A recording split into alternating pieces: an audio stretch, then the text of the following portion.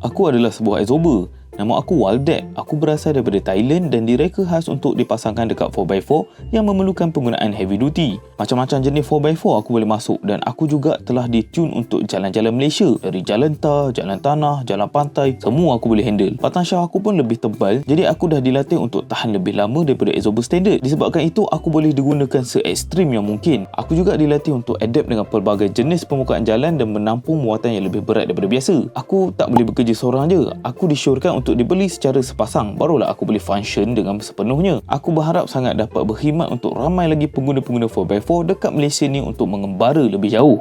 So jom kita unboxing apa yang ada dalam kotak shock absorber Waldeck ni. So dekat dalam korang akan dapat dia punya absorber lah. So yang heavy duty punya ni, colour absorber dia warna kuning dan getah merah. Korang juga akan dapat lah barang-barang pemasangan dia. Piston rod absorber ni saiz 20mm. Boleh dikatakan sangat jarang ada dekat market. Sangat-sangat heavy duty. Korang tengok aku test ni. Absorber ni tak pakai gas untuk mengurangkan wobble kereta korang. Senang cerita, tak goyang lah babe. So kalau korang nak juga, korang boleh cari dekat mana-mana bengkel berdekatan korang.